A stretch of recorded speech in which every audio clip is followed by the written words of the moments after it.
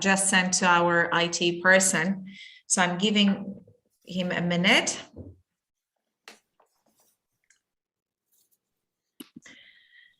Yes,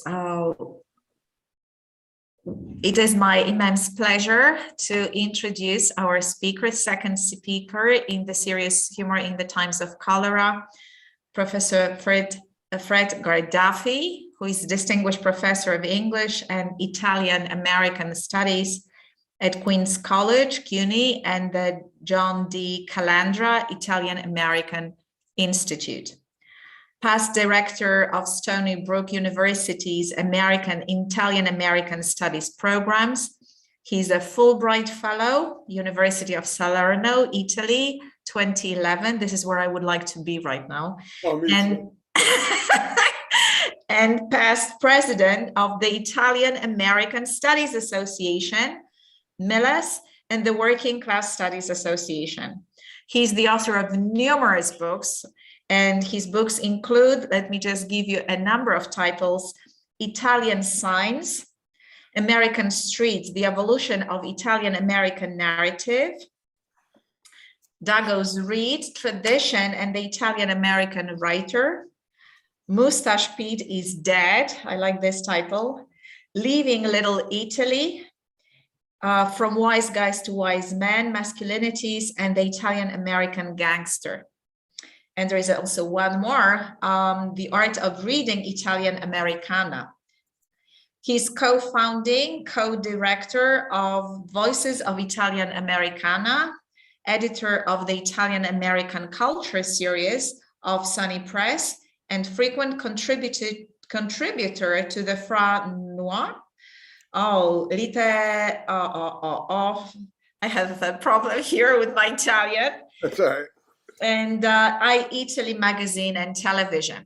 So it's my immense pleasure to welcome Professor Gardaphe today, who wants to talk to us about Black humor and Italian Americans. So both topics are of interest to us here. Thank you for accepting our invitation, and the floor is yours. Thank you for the invitation. I want to thank everybody who's responsible for putting this series together. Especially in this time of COVID. I told a couple of people that the title of this session was Humor in a Time of COVID, and then I remembered it was cholera. And I went back and I read Gabriel Garcia Marquez's novel, Love in the Time of Cholera, and I took a quote from it by which I begin. And he says, "The symptoms of love were the same as those of cholera." And when I read that, I thought, that's interesting, because the whole novel takes place in this pandemic from the early 20th century. And we are in the early 21st century with a similar type of pandemic, only it's not cholera, it's COVID. So the symptoms of love were the same as those of cholera, would change to the symptoms of humor were the same as those of cholera, is what I want you to think about while I'm giving you this talk. Now, throughout one's life, thoughts of death usually come and go, but during a pandemic, they never seem to stop coming. So that dealing with death is more likely to become an obsession than at other times in life. In the novel, love comes and goes during periods of cholera, and in the end, under the guise of cholera, those who wish to live their loves outside their communities are riding a boat on the river that is waving a yellow flag. I want to think about that yellow flag. I want you to think about me having that yellow flag as I'm going through my talk today. Comedy is no stranger to Italy. It immigrated to the United States, went public for a generation before the immigrants assimilated, and then evaporated in the melting pot during World War II. Ask yourself, who is the famous Italian-American comedian? Very few people can come up with somebody except for a contemporary by the name of Sebastian Maniscalco. Why didn't Italian Americans have the equivalent to the public stars of American comedy like Milton Berle, Lucille Ball, and Lenny Bruce in the 1950s. Dick Gregory, Moms Mabley, and Richard Pryor in the 1960s. Joan Rivers, Carol Burnett, and George Carlin in the 70s. Billy Crystal, Robin Williams, Whoopi Goldberg in the 80s. The 1990s brought out the likes of Mexican Carlos Mencia, Margaret Cho, and Russell Peters from the multicultural closet. And it seems that every ethnic group had produced its share of public comics, except for Italian Americans. Considering the size of the population, the percentage of American comedians of Italian descent never was near those of other ethnic groups. Sure, there were characters like Jimmy Durante, Pat Cooper, who was Pasquale Caputo, Don Novello, who played Father Guido Sarducci in Saturday Night Live, Ray Romano on television, and Jeanine Garofalo. But there was nothing Italian about their comedy, and it was delivered, if there was, it was delivered more as reactions to their families as opposed to any revolutionary insights about their ancestral culture or its history in the United States. What was the reason behind this paltry presence of American comics of Italian descent? And how can we explain the work of later editions such as Mike Marino, Lisa Lampanelli, and Sebastian Maniscalco? This question led me in search of the path of Italian comedy as it became Americanized through Italian immigrants and their descendants. And it's the beginnings of, as a way of looking into this, the title of my talk today is Commedia della Morte, which means comedy of death, theories of life and death in Italian American culture. And I open with two epigraphs. One is from Camille Paglia, and her essay, The Italian Way of Death. And she writes, "Death, Italian style, is the luscious banquet, a bruising game of chance or crime and punishment as pagan survival of the fittest." And the second is by Regina Barreca, who is a known writer and a humorist. And this comes from an essay she wrote called My Grandmother, a Chicken, and Death. She writes, "The miracle of death I first had the privilege to witness when I was about 5 years old." Now, the word death or morte appears so often in the writings of Italian Americans that you would think by now someone would have come up with a theory about its appearances in this great body of work. But save for occasional references in a few critical essays, and one chapter of a book that was recently published, the subject has been at the center and fringes of nearly every major Italian work, has remained widely represented and dismally untheorized. Why would we need a theory of death? And what would creating one or more theories of death help us to do? These are the questions that are too big to handle in such a small talk as this, but they are the queries that drive the work I am doing now on irony and humor. For I believe that many of the ways Italian Americans have created their arts have to do with the ways that they have come to ponder death and accommodate its impact on their lives in their works. I believe this can be found by examining their use of humor and irony in relation to how they view the end of mortal life. Whether we are a people who can laugh in the face of death or face the death of laughter remains to be seen. What matters is that we begin thinking about what it is we bring to the expression of life and death that is different from other hyphenated American cultures. Now, those who have worked with the idea of theory know that theories more often than not result from observed practices. It is rare that a useful theory emerges prior to any experience of something that has really happened. This is not to say that theories aren't created every day without practical experience. It's just that the theories worth keeping through generations are those based on data that comes from real life, actual experiences. The time has come for us to theorize the place of death in Italian American culture and literature. And as we pursue this activity, we find that it will be different, quite different, from the way that death has been theorized in most critical studies of American culture. My talk today is an attempt to begin creating this theory of death that will help us read its representations in a variety of works by Italian-American writers. Through a mediated meditation, I hope to point to some unique perspectives on life that Italian-Americans have brought to the American experience of death, and to help us read some of the stranger uses of death in works that have been ignored or so recently developed that they are still unavailable. My exploration is the result of over 60 years of my literal and literary experiences of death, and emerges now in my own writing as I've struggled with the making of a new book on the use of irony and humor in Italian-American culture, and through my experiences of writing a memoir entitled Living with the Dead.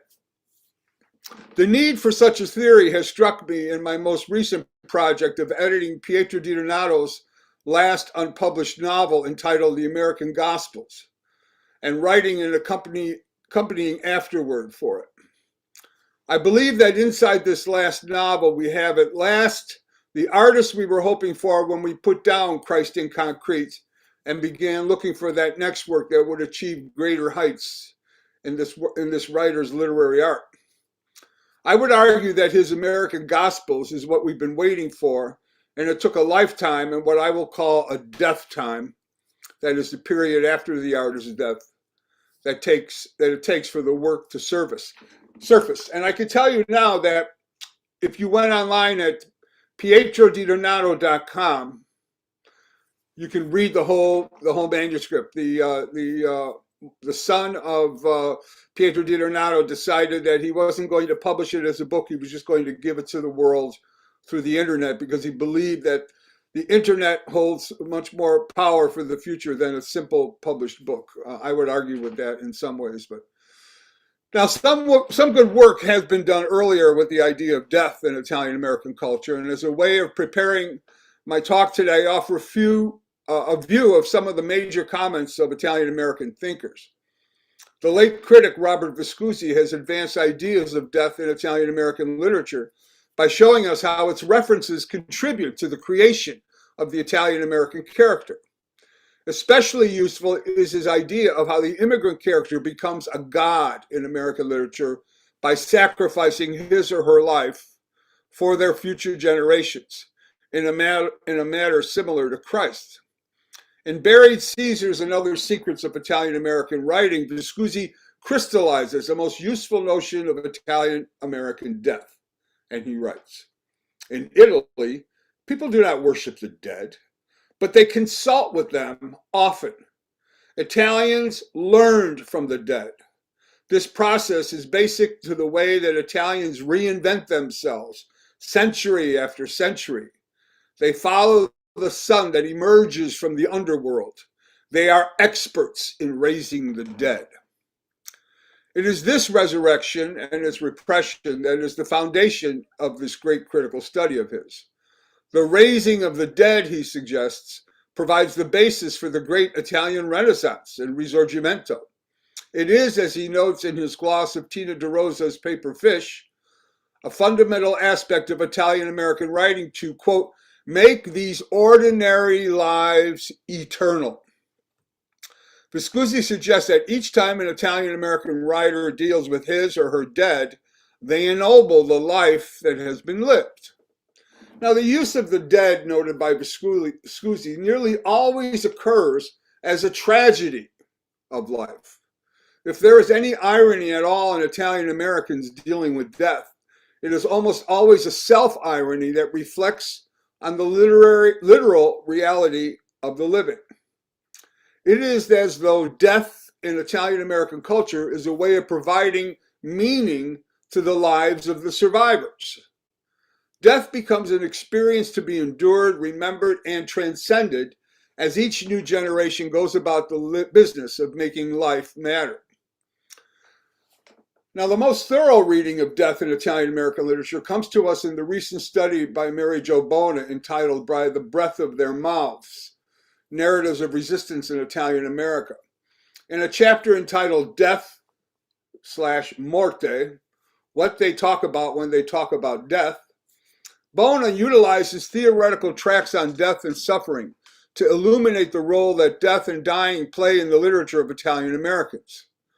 Like Viscusi, Bona characterizes death as a tragedy through which lessons are taught to the living survivors, those who write and those who read these works.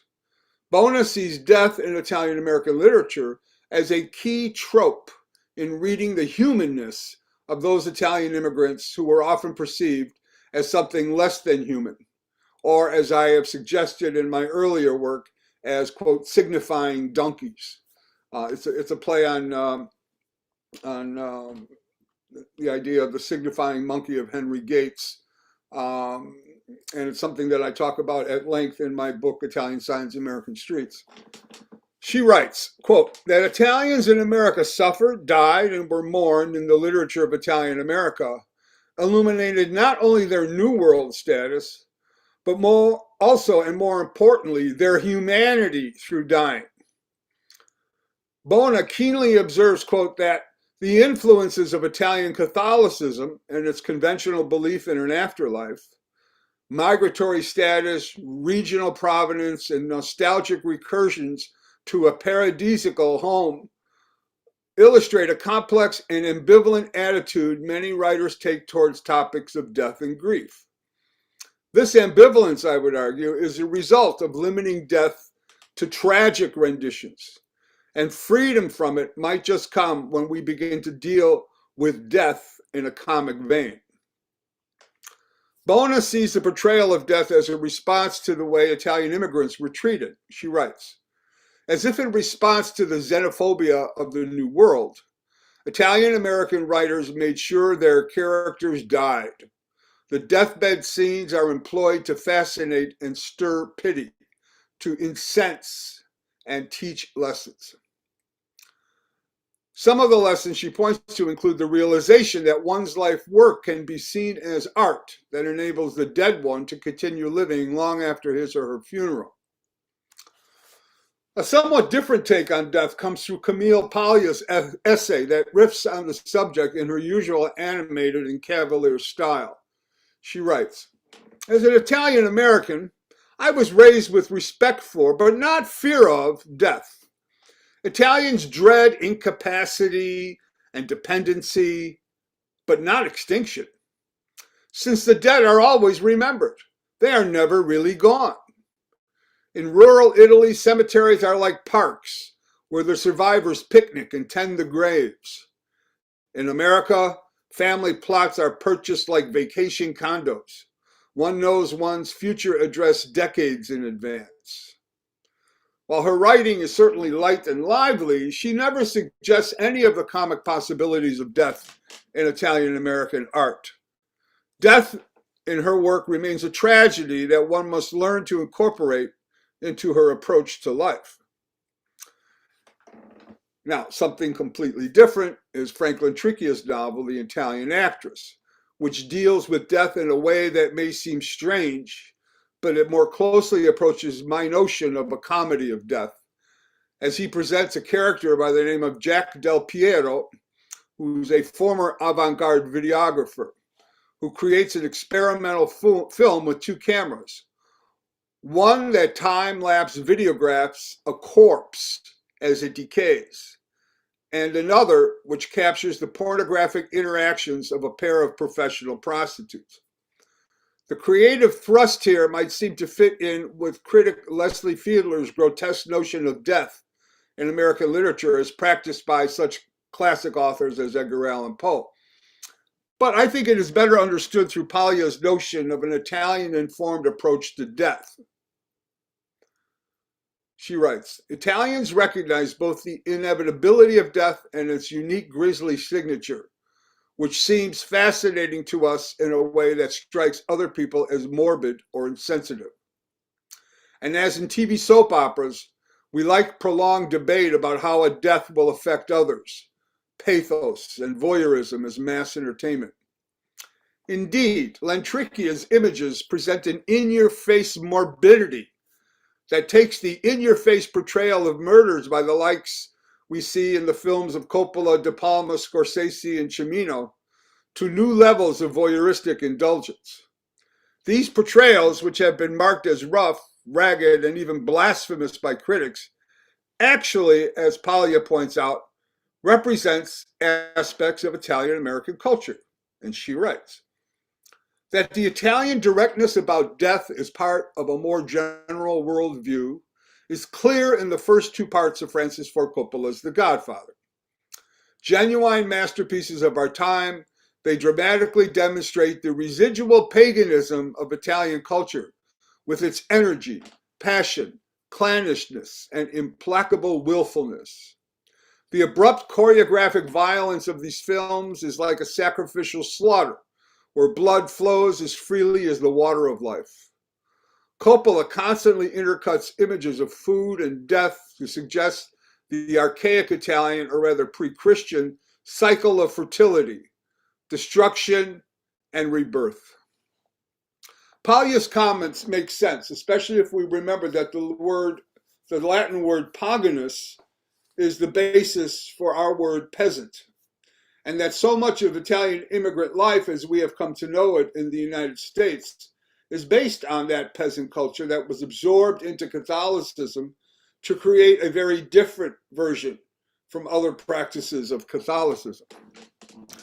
This difference is visible in films such as John Turturro's Mac, M-A-C, especially in a striking scene in which three sons surround their father's corpse in a coffin waked in their family home.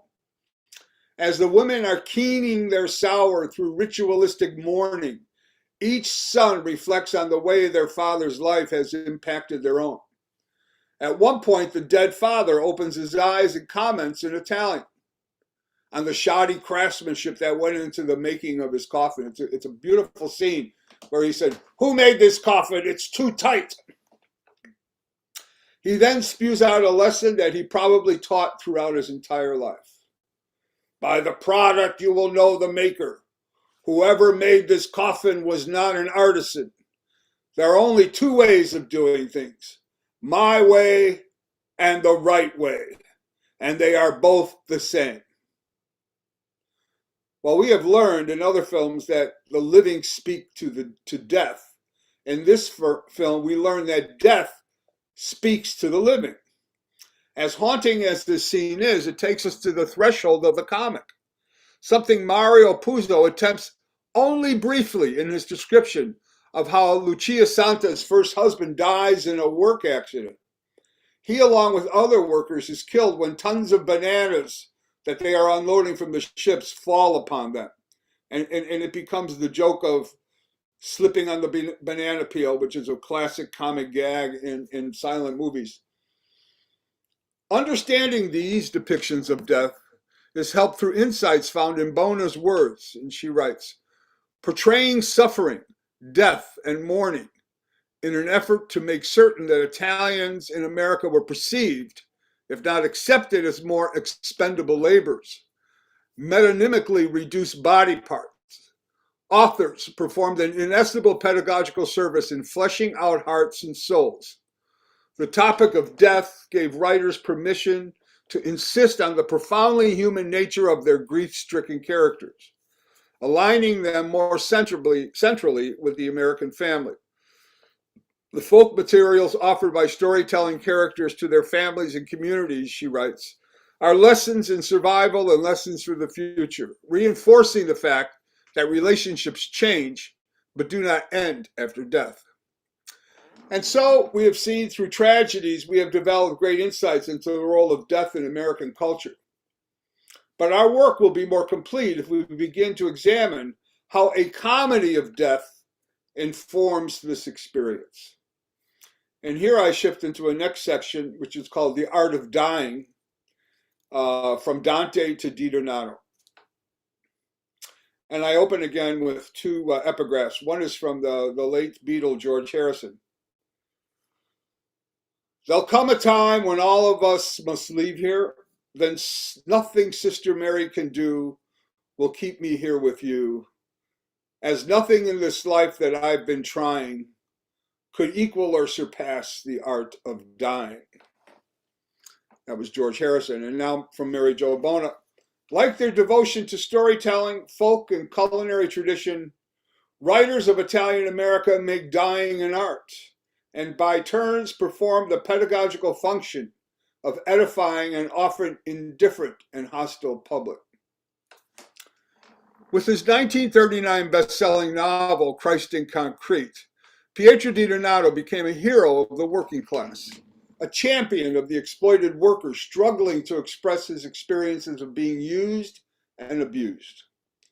Early publicity photos included some of him bare-chested, laying brick on a job site, as if it were evidence of his worker god status. The novel achieved such success that he was able to hobnob with the likes of Ernest Hemingway in Havana and Key West. Many critics believe that the early success stunted his literary growth and kept him writing the same story over and over again until his death, a fate, according to the late Leslie Fiedler, suffered by most American writers. And Fiedler says, "The great works of American fiction are notoriously at home in the children's section of the library. Their level of sentimentality, precisely that of a pre-adolescent. This is part of what we mean when we talk about the incapacity of the American novelist to develop. In a compulsive way, he returns to a limited world of experience, usually associated with his childhood, writing the same book over and over again until he lapses into silence or self-parody."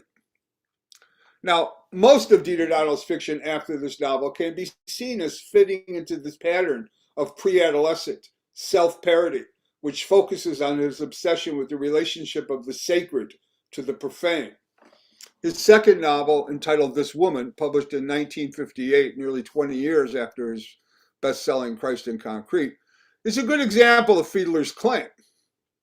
Greeted with many negative reviews, the novel never achieved the status of his first. In it, Di Donato describes the path taken by the young Paolo after his rejection of both the American dream and the traditional myth of Christ. The protagonist, Paolo di Alba, which translates as Paul of the Dawn, becomes the boy who later felt the terrible exaltation of pagan freedom when his mother died in his arms. This freedom from the strictures of traditions, both Italian and American, enable the protagonist to recreate himself through a new moral order built on the triad of work, sex, and soul. The three-act drama of this mental theater would revert first to the factual solidity of building construction, evolve to the mercury of sex, and then culminate with spiritual judgment. Now, the central story of this novel concerns Paolo's innumerable and incredible sexual encounters with women in a manner reminiscent of Marquis de Sade and his faithful Italian disciple, Gabriele D'Annunzio. Di Donato, by the as a side comment, often told the story of how his father was the illegitimate son of D'Annunzio. We don't know if it's true or not, but it certainly was a good story. The dead husband of his lover, Isa, becomes an obsession. Quote, "The unseen cannot die. The dead, viewed, remain truly dead without interruption." He forces Isa back to the grave to see the mutilated corpse, and the experience drives her to a nervous breakdown. Later, and incredibly, this all ends as Isa and their son prance about the beach in a scene which becomes for Paul, quote, "a vaulting apocalypse," in which, quote, "his immediate pagan, satyr, mortal, and Catholic soul, eternal, dashed into close secret embrace." In 1960, Di Donato returned to the material of Christ in Concrete with his novel Three Circles of Light, woven of stories that serve as a prequel to and carry on stories from Christ in Concrete. Other than a few short stories that embrace similar themes found in his earlier work, that was the extent of his fiction until very late in his life when he worked on his final novel. Composed in the late 1980s as Di Donato's last completed novel, The American Gospel sat among his papers with only the peep of an excerpt published in 1992 issue of Voices in Italian Americana. At nearly 80, he continued the cultural storytelling and criticism that it began with his 1939 best-selling novel, only this time he told a prophetic story of life after death of humanity, a life that speaks of pleasure for the just and pain for the unjust. American Gospels continues DiDonato's lifelong commitment to class criticism through story. Only this time, he does it with humor. The novel, which has appeared posthumously online now, is an overdue response to the injustice of life in the 20th century United States. And with it, the new DiDonato emerges, one who defies Fiedler's early depiction of what happens to most great writers. The man who wrote this book is a very different man from the one who created the novel Christ in Concrete. God-fearing and God-loving is taken to new levels by the author, who imagines Christ coming back, taking on a number of human forms, 3 of which are female, one of whom the protagonist lusts after. There's an historical sense that we don't find in Dante's Commedia, but also of the predictive paranoia that we find in George Orwell's 1984. And this is an excerpt from it. It is 2000 Anno Domini, advent of the apocalypse and threshold of the 21st century that will know Earth only as another dead planet inhabited by insects. Orwell's 1984 happened. Skinhead rabble Nazis, right-wing rich, religious reactionaries, and self-serving patriots had won complete power with the collusion of the robot masses. The rare few, such as I, had solely the freedom of mute invective. By coincidence or fancy of fate, the 4 independent Christs, 2 male, 2 female, came out of Stony Brook University. And what's interesting is he wrote this before he died, which was at least 30 years ago. And it's very prophetic in a sense. The dead Christ of his first novel now becomes 4 living Christs who realize that even if God can be held accountable for not taking care of human beings who died through the injustices of others, then God must be wrong. This novel, inspired by the great works such as Dante, Orwell, and composers such as Wagner, explores some themes similar to his earlier works, but which are expressed in a very different style that can be characterized as commedia in the Dantean sense. Unlike the Commedia of Dante, Pietro DiDonato's American Gospels features a storyteller who is clearly from and of the working class.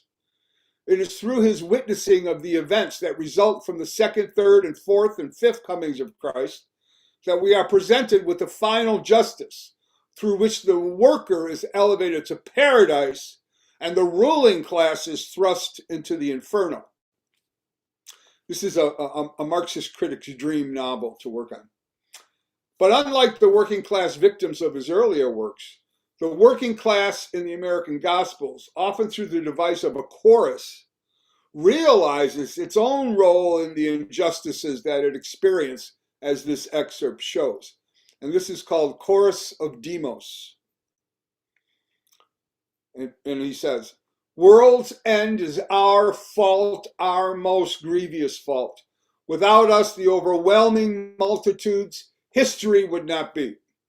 Without we, the lowly common people, we, the faceless crowds, we, the polyglot proles, we, the hand-to-mouth wage-earning class, without us to bear all the world's burdens, there would be no gods, no lords, no premiers, no powerful bestial incestuous popes, no clown presidents, no sacred cow leaders, no public wimp overseers, no charlatan dictators.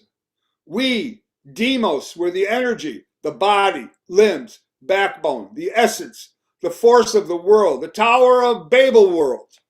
We feared good. We were enchanted with evil. Because we scorned love and loving kindness, we forfeited the earth world."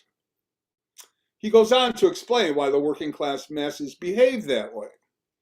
"Yea, we clamored for Hollywood, for baubles, glitz, and show. We adored sleaze and hype, drums and fifes, balloons and trumpets, and cheap shots and rags on sticks, and pimp politicians and harlot officials, fraudulent heroes, and we created governments of super rich ventriloquists and shoddy whore White House dummies to make covert and unconstitutional wars and genocide, for what difference does it make when we all must die?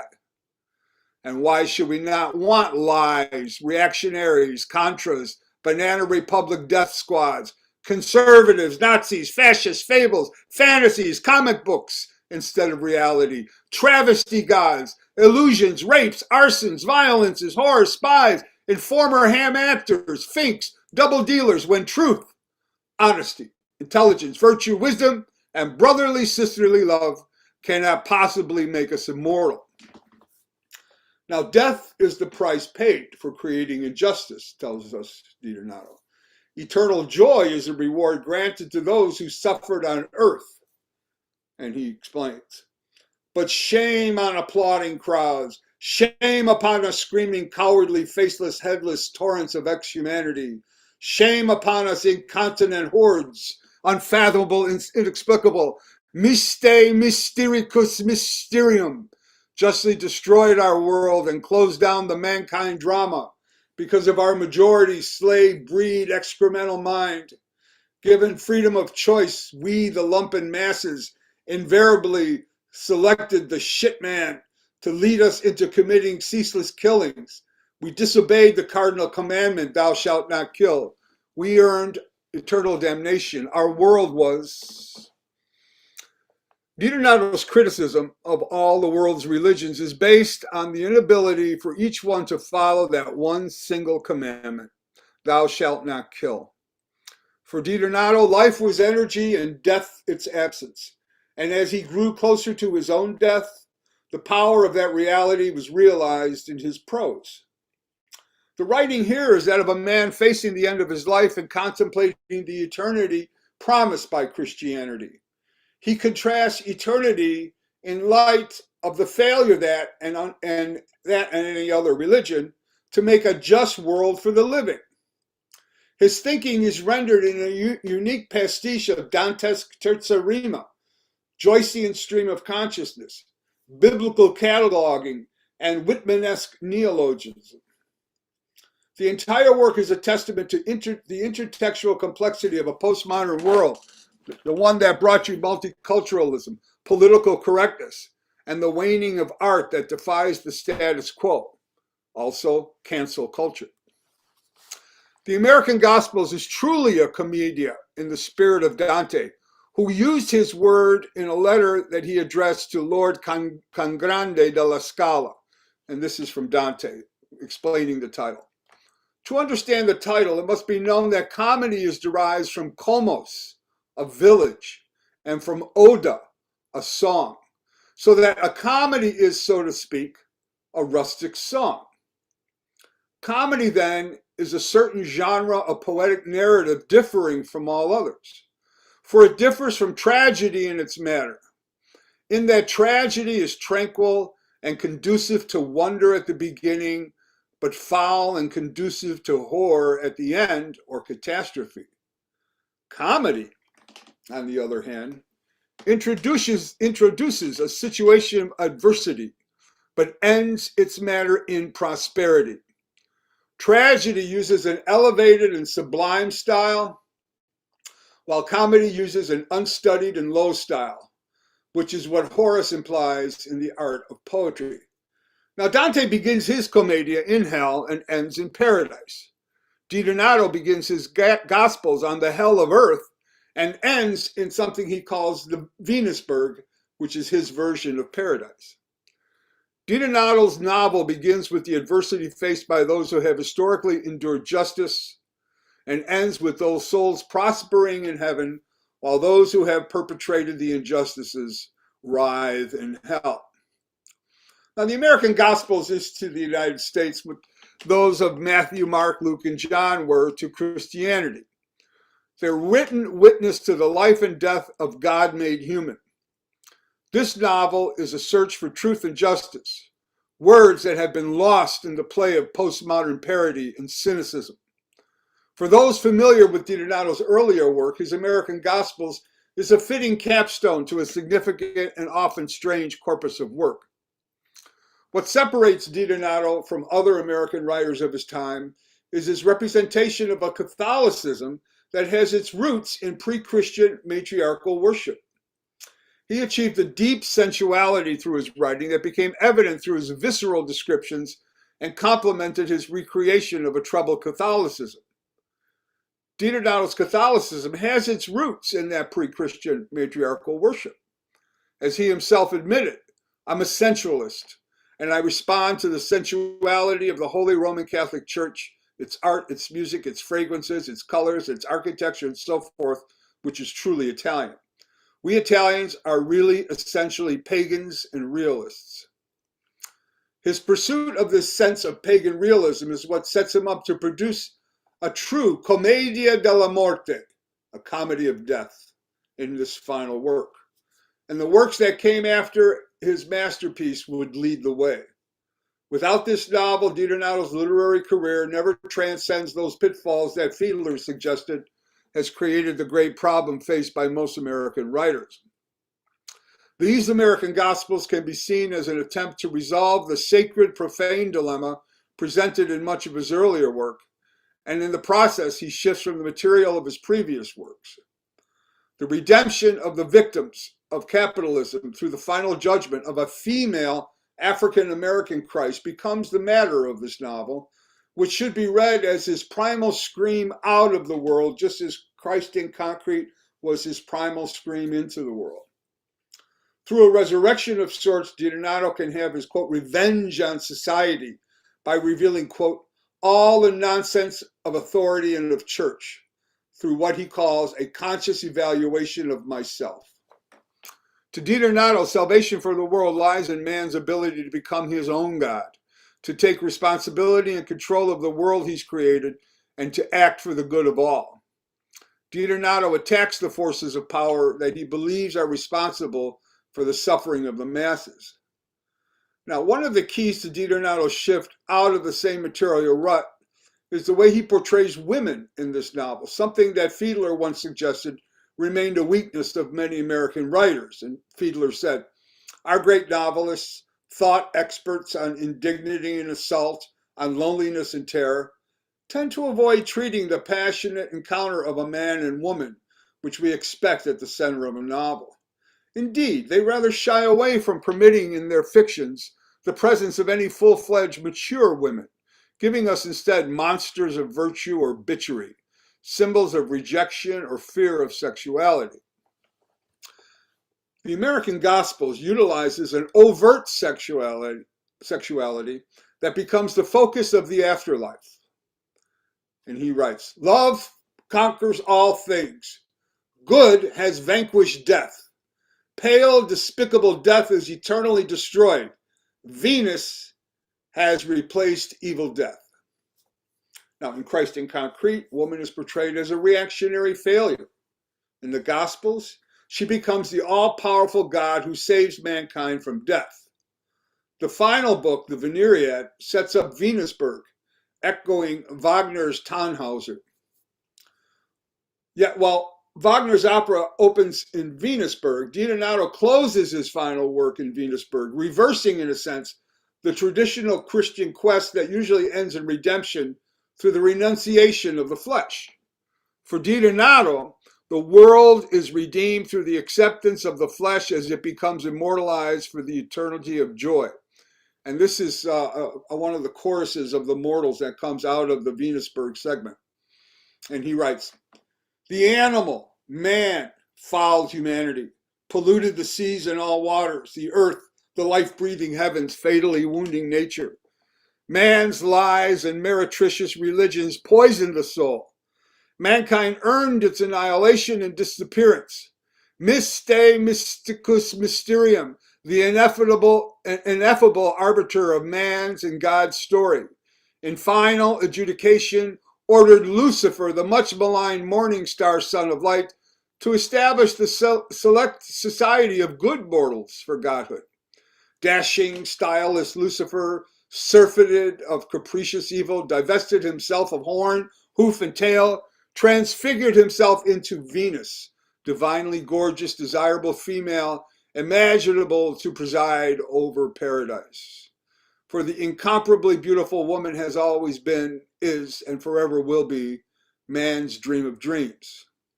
Over the fantastically bejeweled flower-entwined entrance to paradise is the direction. Expect and embrace every heart's and soul's pleasure. Love and happiness, ye who pass through this portal. It is the abode of Venus, god of love, and properly called Venusburg. There is everything to please spirit, mind, and flesh. Communal cheer, victuals beyond compare, rollicking beverages, music for any mood, each night and day, festive as the guileless joy on former earth of Thanksgiving, May Day, Easter, Halloween, Christmas, and birthdays. Now, can there be any doubt that while this is the most American of DiDonato's fictions, the power behind it and the foundations beneath it contain a heavy dose of irony and a heavy dose of Italian philosophy. There's nothing like death Italian-American style, as Camille Paglia has put it, quote, writers of Italian America make dying an art and by turns perform the pedagogical function of edifying an often indifferent and hostile public. Through his American Gospels, DiDonato accomplishes this feat and at the same time carries out a literary vendetta to achieve personal and professional justice.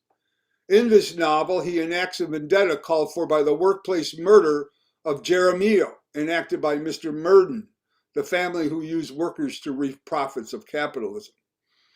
The Mr. Murden of Christ in Concrete has been replaced by the world leaders throughout history who have murdered the working class they have exploited for their own selfish purposes. Vendetta is the province and responsibility of the survivor in Italian culture, often done by a male. The wrong that must be righted has created an imbalance in the survivor who must complete the act to return to a personal and publicly balanced self. Whoever enacts the vendetta must first determine the truth via identification of the wrongdoer and then inflict punishment that is similar to, if not an exact imitation, of that which was visited upon the original victim. One of the keys to a successful vendetta is notifying the object of vendetta of the purpose of this action prior to performance. This is often done in Hollywood movies. I'm going to kill you, and you know why I'm going to kill you? Because of da da da. Then the community must be notified, or at least be able to determine that the vendetta was enacted. And when it is, the survivor is appropriately rewarded respect. It is with this final novel that DiDonato achieves the attention and respect from the working class community that he lived, wrote for, and for which he ultimately died. It is his vendetta. And before I end my talk today, I want to draw your attention to the idea that humor isn't always something that comes in the form of a laugh. Sometimes it comes in a shudder of recognition.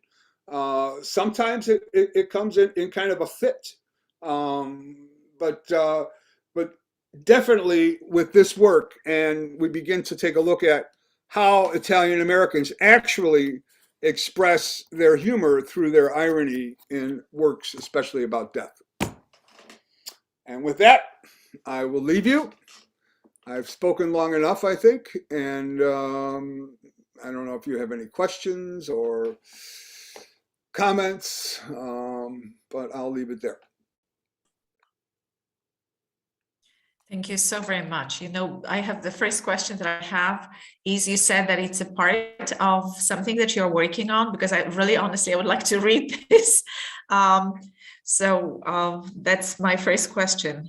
All right, well, this fits into, I can't remember what chapter it is. I'm working on a book called Over the Edge, Humor and Irony in Italian American Culture. And this is something I've been working on for a good 10 to 12 years. I fight with it. I ignore it. It won't go away. It keeps bothering me, haunting me.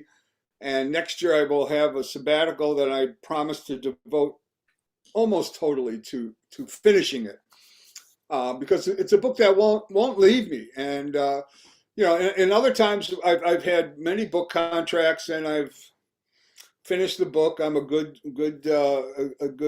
worker. But this one I've been trying to run away from, and it just won't let me go. I look at the way Italians were treated in American humor in my first chapter. Then I begin with the immigrants and what kind of humor they brought with them from Italy and what kind of humor they created in the Italian language. The next chapter deals with the loss of the Italian language and what happens to the humor, how it becomes more self irony as opposed to any irony about the larger culture. And then as it evolves, and finally, when we redevelop this sense of cultural irony, which I don't think happens until the 1980s and 90s, you know, it's a long time. It's at least 100 years that irony gets hidden. And so I look at humor in all aspects. I look at it in literature. I look at it in film. I look at it in music. I look at it in stand-up comedy. And so this is why it's taken so long. I'm not a real, I mean, I love studying music and I love listening to music, but to write about it was something else. So it's taken a while, but I'm about 4 chapters. Everything's been sketched out. 6 of the chapters have been written. A couple have been published already as articles. But they're waiting for me. Penn State University Press has been waiting for me. Actually, I don't know. Were you at the Eastern European American Studies Association conference in Romania? No, Eastern European, no. Yeah, I went there in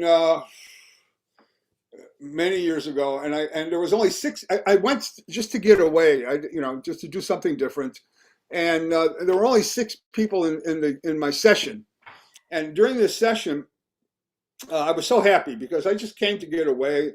You know, it was a little bit cold, but I was in Romania for the first time. I was really having a good time. And one of the people in the audience was a woman by the name of Professor Judith Lee, who she's, you know, and she goes, "Are you working on a book?" I said, "Yeah." She goes, "Oh, well, I'm starting a humor series at Penn State." So I said, "Sure." And she's been after me every year, writing regularly.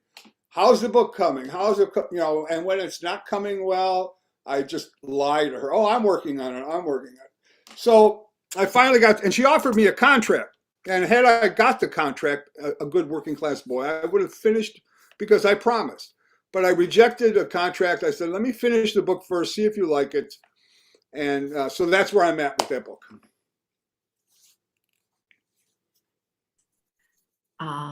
Do we, I think that other people are following us on YouTube. So do we have questions from those that attend our session now? You know, I realize Yes. that. I have, yes, Agnieszka, yes, Agnieszka has a question. Well, not really a very serious question, but like just a follow-up comment, because since you mentioned that in the first chapter of this upcoming book, you portray the use of Italian humor, right? Or how Italians are perceived via stereotypes, via humor. And I just remember, and I wanted to ask you if you are familiar with this sketch by Stephen Fry and Hugh Laurie, which is called The Italian Brothers. And if you are not, I would like to, well, this is how Italians are perceived by the British, not by the Americans. But if you are not familiar, I would like to strongly recommend it to you, because I think that might, amuse you at the same time, and maybe somehow, illuminating. No. I'm always looking. In fact, every year that I haven't finished the book, I always go on Google and I do a search. So it's called The Italian Brothers. I think so, by Stephen Fry and Hugh Laurie, right? And I think it's from the time when they formed the duo Bits of Fry and Laurie. So, all right, I will take a look at it. Yeah, I mean, what I do in that first chapter is I start with the 19th century portrayals of the immigrants in American magazines and newspapers, because obviously there wasn't film or television back then. And then I follow that all up into the early 20th century silent films,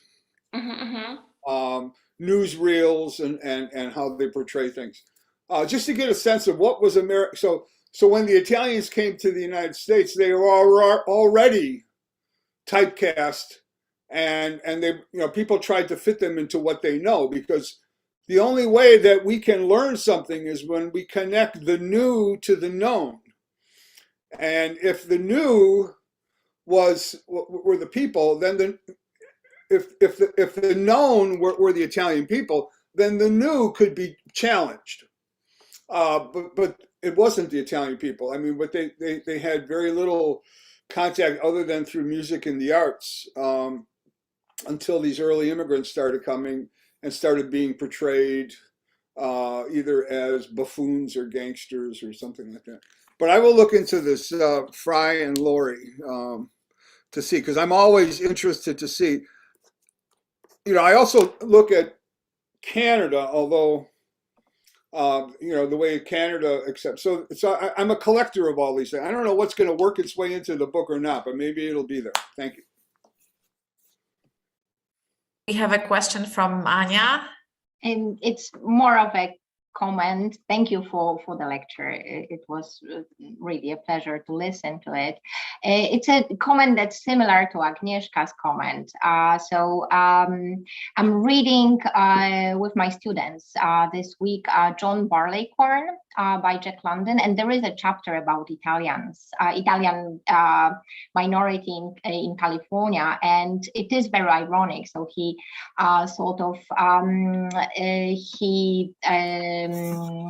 represents the stereotypes and distances himself, the narrator, from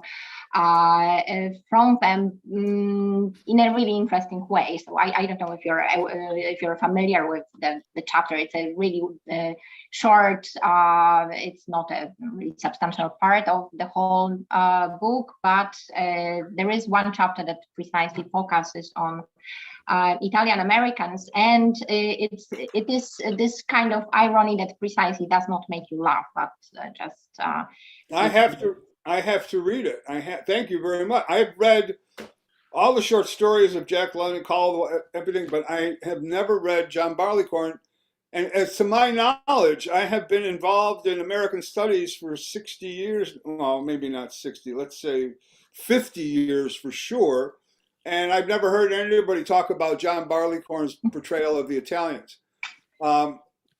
I'm gonna take it, and I'm gonna use. If I use it, I'm gonna give you the note for helping me discover it. Thank you so much. I'm teaching a course on alcohol use and addiction in American literature, and what I'm interested in are precisely the ways that these are related to ethnic representations, the racial other, and how marijuana is related to Mexican immigrants or the African American jazz scene.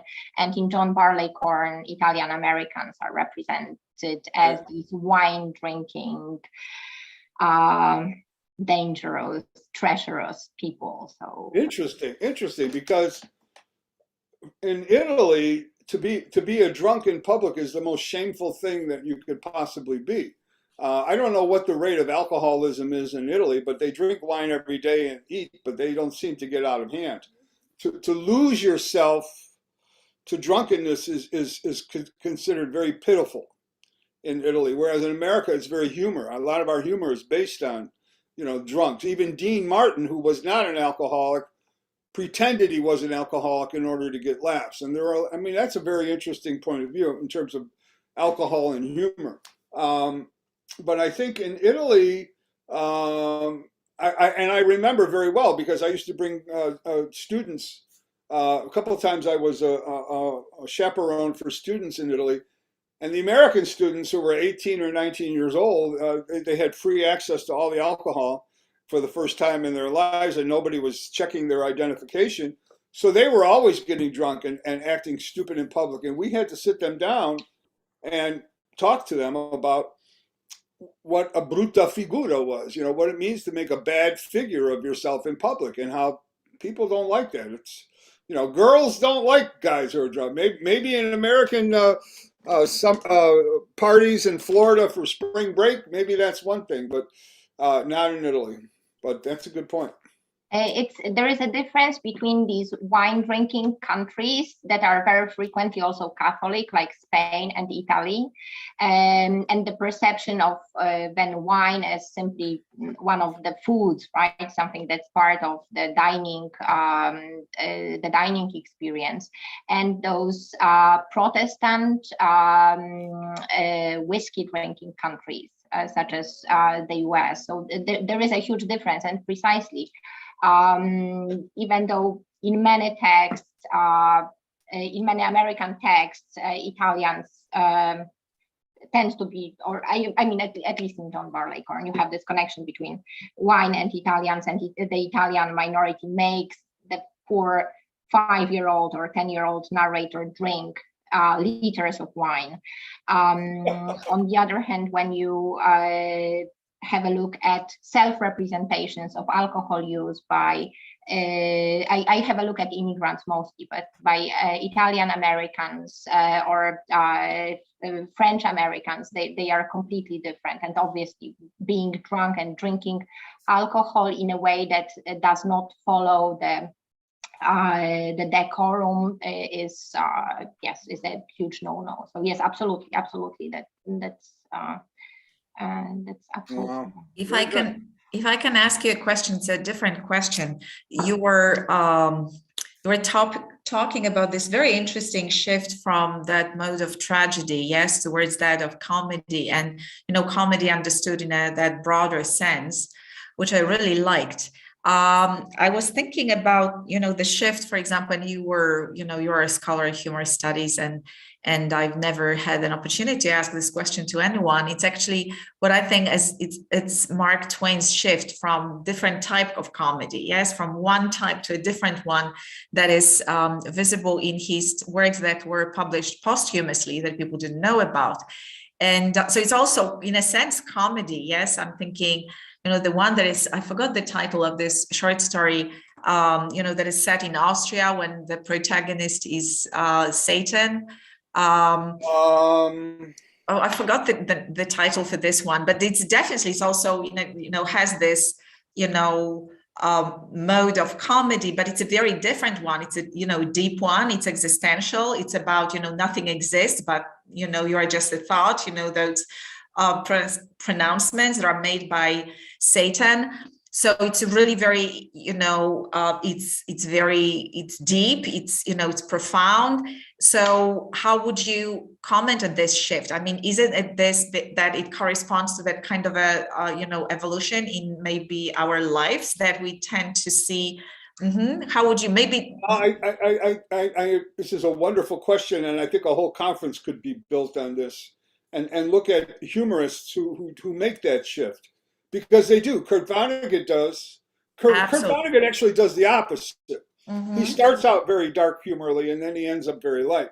But certainly Twain, certainly DiDonato, who's not a humorist, but he uses humor to get at the darker things. Because I think sometimes, I mean, what you made me think of 100 things while you were talking, and one of the things I'm thinking of is that early on, Mark Twain basically just wanted people just to he just was going for the laugh, whatever could make people laugh, make people feel good. And then as he developed his career, he began to see that that's just a symptom of what he really wanted to do. He wanted to make people think. And quite often, the people who make people think, the philosophers, it's yes, reading Nietzsche, reading any of the philosophers is good to do, but it's hard to do. And so what I think people like Mark Twain, I'm beginning to see people like John Fante now, since you said that, they are using humor to get into deeper thought and to get away deeper. And there are some people. There's people like George Carlin, for example. In American culture. I'm trying there's a few American humorists who actually get to that point. where it becomes very dark and very, I mean, Mark Twain makes friends with Satan enough that he could write about him. DiDonato turns Satan into God in this particular novel. You just gave me something to add on to my next talk. Thank you so much. So I think that, especially when we get to something like The Mysterious Island by Twain, supposedly he never finished that. And the critics who read Twain don't know what to do with that stuff at the end of his life. They say that, you know, he's just an old man and he's just, you know, he's just depressed and life is making him depressed. He lost his daughter. And so but I don't think so. I think Twain is digging deeper. And when you dig deeper, you don't always find light, you know, unless when I was a kid, we were told if we dig a hole long deep enough, we'll find China. And we thought if we ever see light, we must see China. But the digger you deep, the darker it gets, the colder it gets. And so I think that's exactly what Twain is doing. I mean, that's just my first reaction. I have to think about this more, and I have to go back and read some of that. You know what? That's The Mysterious Stranger. That's exactly the title of this short story. This is the one that I was thinking about. Right. Yes, and I was thinking, yes, about, you know, how, you know, there's maybe something about Black comedy that, you know, lends itself to not only to description of the gross, you know, and, you know, irresponsible, but also actually the other way around, you know, to something really deep. And because it's comedy, so it also conveys that element of us as if distancing ourselves from, you know, all set of conventions, assumptions that we have about life, religion, you know, the purpose or the lack of purpose of life. And so we are actually entering a mode, you know, which has nothing to do with just easy laughter. It's like, you know, the whole, you know, I would say intellectual distancing, yes, ourselves, yes. Well, I think when you're distant from somebody who is either laughing very vigorously or crying very vigorously, you can't tell the difference. Yeah, you're absolutely, I think so. You know, this is something that actually I've been really interested in, you know, that's that moment, you know, of transition, and also Black humor as such, you know. So I definitely, I will, you know, read this book. I'm so ashamed I don't know the author, the two books that we were talking about, but that sounds something really fascinating. And that's something maybe that we can talk about, you know, together about, you know. Absolutely. I've been thinking about this, you know. No, I mean, I like this. You know, I hate to take up all your audience's time with this, but it's fantastic, and it's really gotten me to think about. Maybe we have also Professor Narzewska with us. Would you like Eva to ask a question? She's in Korean studies, actually, also interested in humor. Evcha? Yes, thank you. That's why I don't know what I'm doing here, really. But thank you. It wasn't supposed to be a joke. I'm serious, but thank you for a great lecture, really. And I think I have actually two questions. The first one will correspond to what you've mentioned in the last part, the last sentences of your lecture, when you were talking about fear and love. Could you please elaborate a little more on this relationship? It actually corresponds to what you've been talking now. And the second question, I hope I won't sound rude, but you use a lot of different concepts like comedy, love, irony, Black comedy. My question is, in Poland, I'm afraid we are very sensitive to the theory part. Does this kind of mixture of different concepts arouse any critics, or you just feel free and you use them as you wish? I don't know if you... That's a very good question, and that's not being rude at all. That's being an attempt to clarify. And I think, yes, all of those concepts involve every critic that I've read on the subject. Whether it's the psychological work of Jung and Freud and the later interpreters of them, or it's the, you know, I've read the Kierkegaard's dissertation on irony all the way up through everybody's book that ever, you know, here I could point you to my shelf. I don't know if you could see it. Those are filled with books on irony and humor. So I think what happens is this: we read all these theories of humor, and when we're young, we say, according to so and so, according to so and so. And as we evolve with the comfort and self-confidence, we have our own ideas of everything have come together. And one of the things I probably need to do in the book, I probably do it earlier in the book, and this is a later chapter.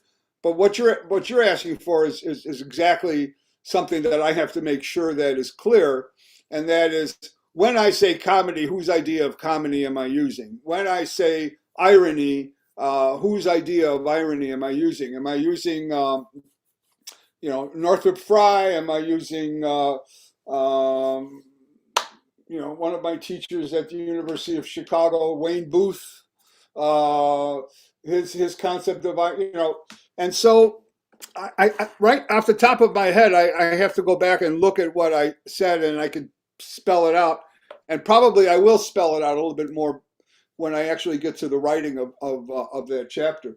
But I would say that, to me, irony is probably the most important skill you can learn as an intellectual.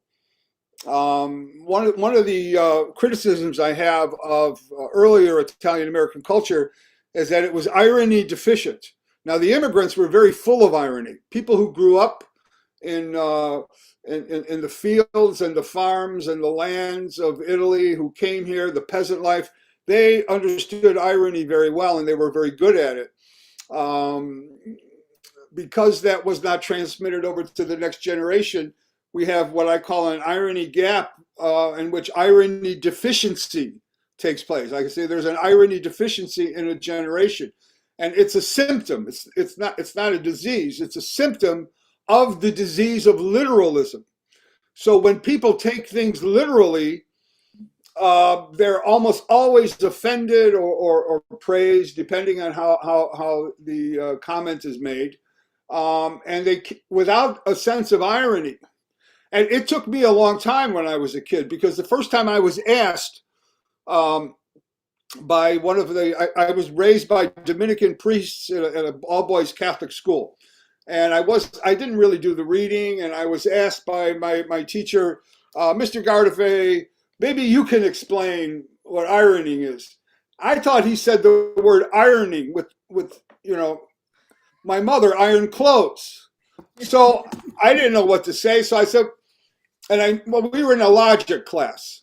And I said, well, it's when you take the wrinkles out of an argument. When you take, and he thought about it for a second, and then he realized I was just making this up. So he made me go and study irony then. But before he did, he asked me, when I came back, he asked me some questions, and he said, I said, so then irony is making up things. He goes, no, you don't necessarily make it up. It's saying something but meaning something else. And I said, we're not supposed to do that. That's a sin. That's lying. And it really, and I talk about this in the introduction to my book, about how it took me so long to be able to see what irony was. But once I became aware of that, that's when I realized that I could become an intellectual. Because without irony, there's no hope. You can become a robot, you can memorize everything, but without irony, you can't distance yourself from what it is you're attached to, or what it is you're studying. And so, from all those readings, I mean, I don't even know if I quote Kierkegaard, or if I quote Wayne Booth or Kenneth Burke or any of these people who I've read on irony. But I think what happens is, like anything else, we learn from watching everybody else, and eventually it becomes our own style. So I think that what you're saying is that my style needs a few more footnotes, and it probably does. Just so people who are following me can see where I came from. No. To clarify the situation, the question I ask that because I'm just afraid that if we, in Poland at least, when I think about my study that it's going to begin, when we start our research on comedy, on humor, I mean, we have to be very clear what definition, what methodology, and I'm afraid that it will shut the doors to many interpretations. It's just a kind of limitation. So my question is, if you face those limitations and if you just could.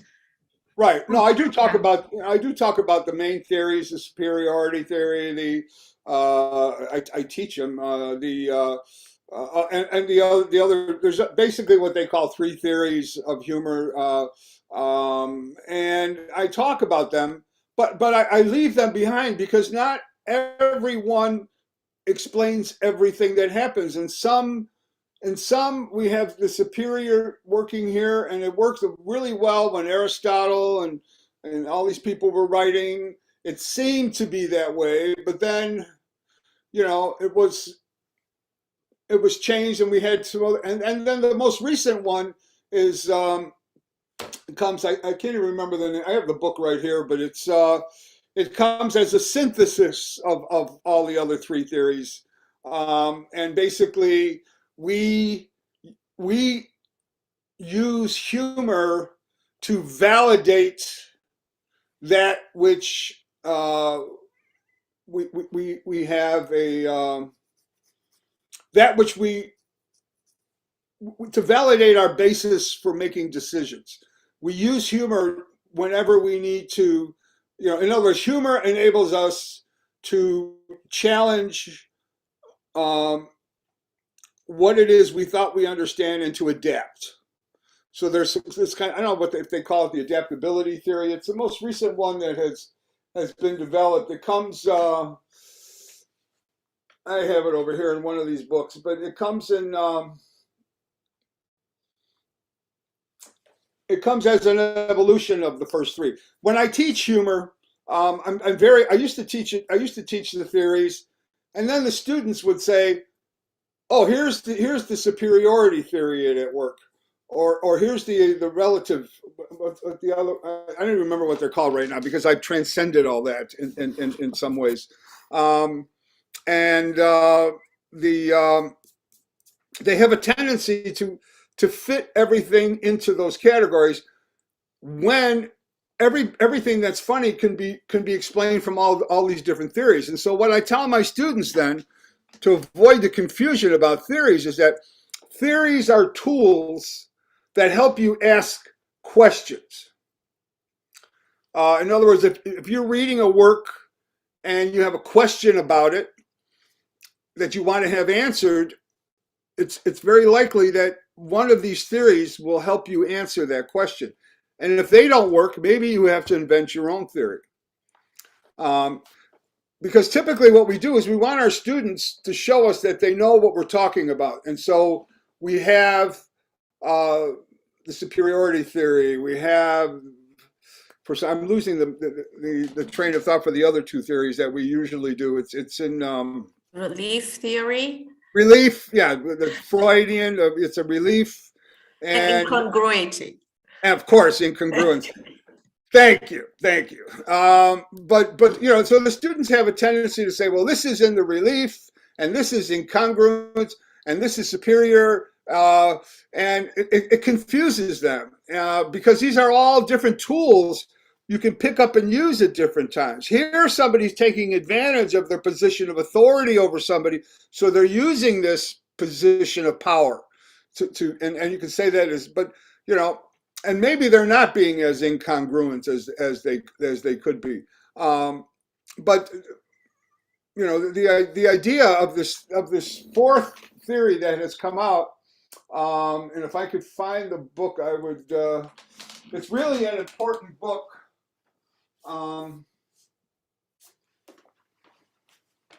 It's called Inside Jokes: Using Humor to Reverse Engineer the Mind. And I use this last chapter for my students.